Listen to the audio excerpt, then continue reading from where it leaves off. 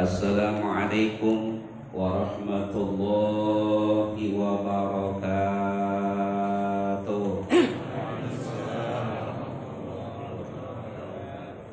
Alhamdulillah, alhamdulillahilladzi ja'ala ramadhana siyaman lil mu'minin. Ashhadu an la ilaha illallah wahdahu la syarika lah, wa ashhadu anna sayyidana Muhammadan abduhu wa rasuluh as-sadiqul wa'dil amin. Allahumma salli wa sallim wa barik ala sayyidina Muhammadin wa ala alihi wa sahbihi ajma'in, amma ba'da. Pengurus BKM Masjid Jami Al-Fauzin beserta jajarannya yang saya hormati, wabil khusus para sesepuh dan bini sepuh, jamaah bapak-bapak, ibu-ibu yang semuanya insya Allah dimuliakan Allah Subhanahu wa ta'ala. Syukur alhamdulillah, malam ini rupa-rupanya Allah masih sayang dengan kita.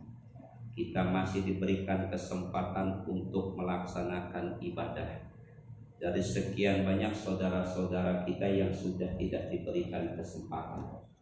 Pertama, karena memang masyghul bi amri, sibuk dengan pekerjaannya, masih di jalan, masih macet-macetan. Nah, yang kedua, banyak saudara-saudara kita yang sudah dipindahkan alam, dari alam dunia menuju alam barzakh.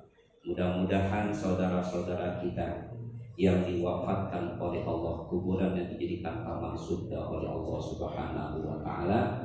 Amin ya rabbal alamin. Dan yang terpenting buat kita, mudah-mudahan amal soleh kita nantinya diterima sebagai bekal kita untuk berjumpa dengan Allah Subhanahu wa ta'ala. Amin ya rabbal alamin. Bapak, Ibu hadirin sekalian, setelah kita membaca Al-Quran, banyak sekali pertanyaan-pertanyaan Allah kepada kita, dan itu kita jawab masing-masing. Di antara pertanyaan Allah, a'udzubillahi minasyaitonir rajim, hal yastawil a'ma wal basir. Apakah sama orang buta dengan orang yang melihat? Kira-kira sama gak, Bu? Halo? Bu, jangan mikirin lebaran pasti datang. Kira-kira sama gak Pak antara orang yang tidak melihat dengan orang yang melihat? Ternyata tidak.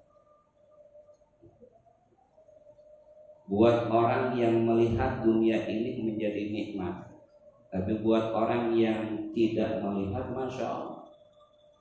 Sampai Haji Roma bilang begini, terangnya dunia tak dapat dipandanginya, indahnya dunia tak dapat dinikmatinya. Indah bagi orang, gelap bagi dia, suram bagi dia, durang dari dia. Jadi semua kehidupan itu ternyata yang menikmati kita-kita ini. Dunia luar biasa, bisa diarungi asalkan kita itu bisa melihat. Tetapi nanti Bapak, buat orang-orang yang tidak mau melakukan ibadah, kita lihat dalam surat Thaha. Apa kata Allah? Wa man a'rada an dzikri fa inna lahu ma'isyatan dhanka wa nahsyuruhu yaumal qiyamati a'ma. Qala lima hasyartani a'ma wa qad kuntu basira.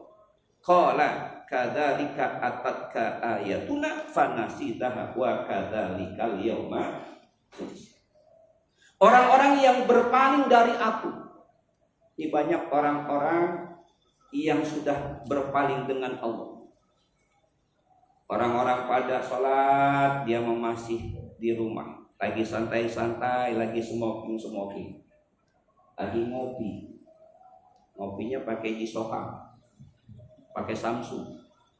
Ya Allah, lagi canda-candaan dengan anak, dengan istri. Orang-orang lagi puasa, dia mah tidak puasa, berpaling dengan Allah. Ya Allah, itu kalau sudah jam 9, yang kelihatan cuma kakinya doang, muncang-muncang kaki. badannya tertutup. Ada yang kayak gitu di sini? Ada Bu? Bu? Ada di sini Bu? Insya Allah nggak ada di sini.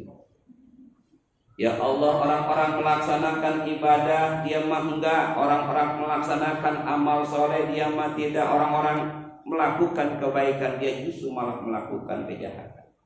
Itu orang-orang yang berpaling dari Allah. Apa akibatnya orang yang berpaling dengan Allah? Di dunianya sudah diberikan kehidupan yang sempit padahal luas. Makanya orang-orang yang melakukan kesalahan itu mempersempit kelentahnya. Orang kalau sudah melakukan kesalahan itu pengen keluar aja malu. Keluar dari rumah tuh malu, serba salah. Sekalinya keluar dia ngumpet-ngumpetan. Ya Allah, itu di dunia sudah diberikan kesempatan oleh Allah. Sudah diberikan kesempitan oleh Allah. Enggak bebas hidup ini. Dihantui rasa ketakutan dan seterusnya, sampai orang-orang yang di sekelilingnya itu membenci. Itu yang terjadi, yang kita alami. Bayangkan kalau kita pelaku, bayangkan kalau kita yang melakukan, pasti kita akan merasakan hidup serba salah. Makanya kita ini barokah, ya kan?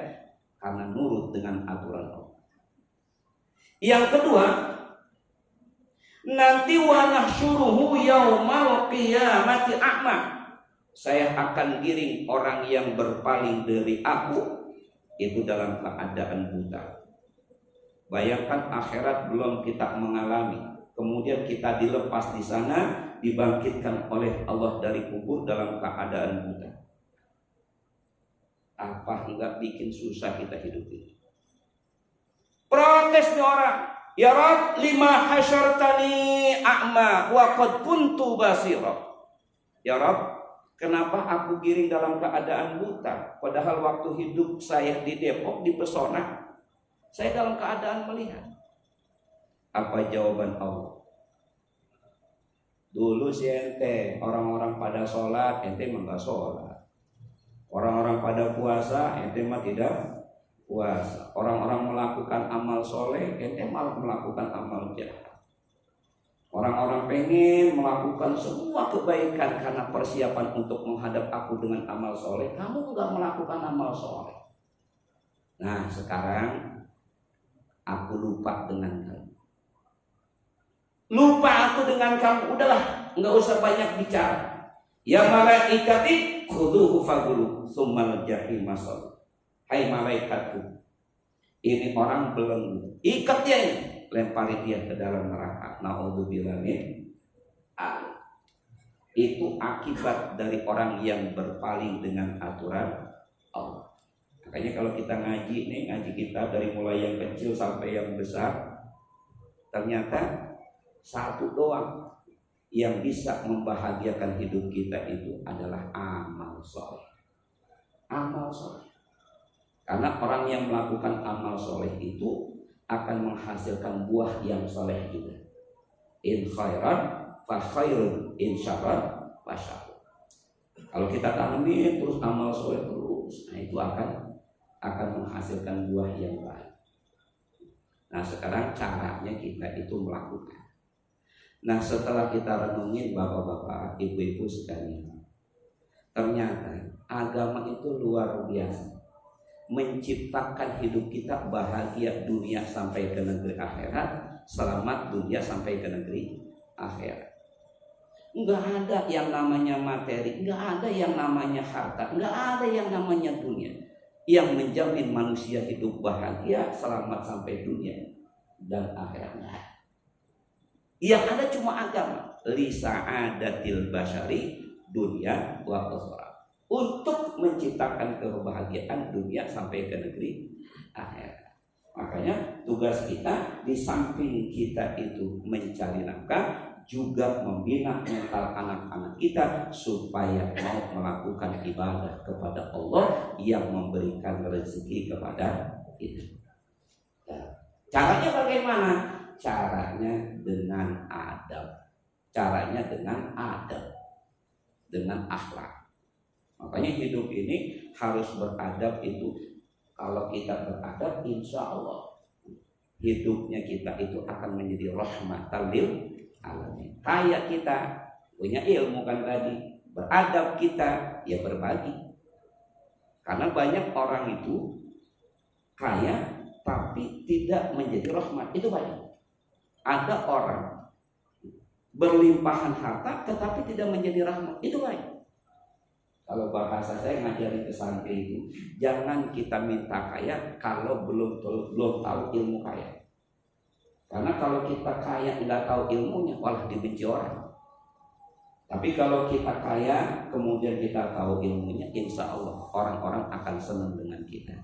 Analoginya ketika kita kaya bagaikan kita makan harus dikeluarkan. Kalau cuma makan nggak dikeluarin, itu bahaya. Terima kasih, terima kasih. Ini namanya terima kasih. Nah, itu namanya perputaran untuk lihat takhida ba'duhum ba'dan sukhriya.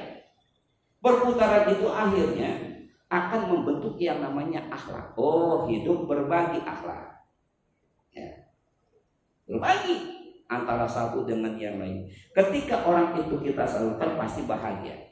Nah, karena orang itu bahagia, innallaha fi auni abdi ma kana abdu fi auni akhi. Langsung Allah tambah. Makanya ada ayat yang punya la in syakartum la azidannakum.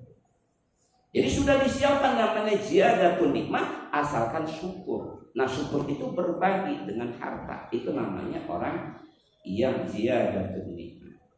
Nah, puasa juga gitu, Pak, membentuk yang namanya akhlak supaya kita itu berpikir, bertingkah laku dan berkata-kata yang baik. Makanya tadi itu ketika kita melaksanakan puasa, bicara yang jelek saja sudah hilang kan?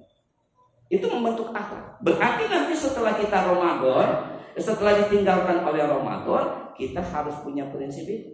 Oh, supaya Allah sayang dengan kita, manusia sayang dengan kita, kita hidup itu menjadi rahmat buat kita. Tutur kata itu harus dihias dengan yang baik.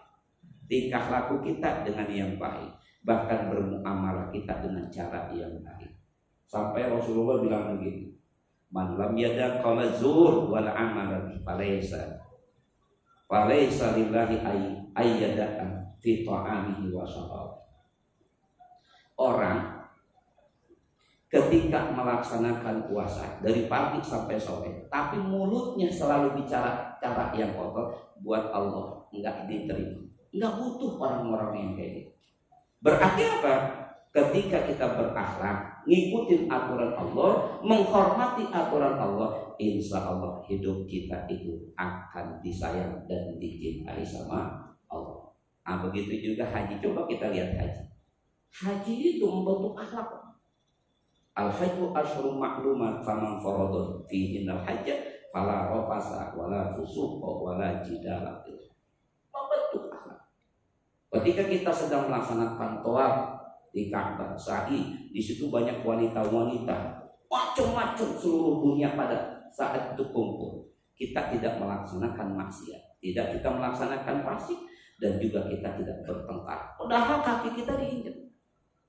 Kita sadar bahwa diri kita itu karena memang sedang melaksanakan ibadah. Enggak berantem ya.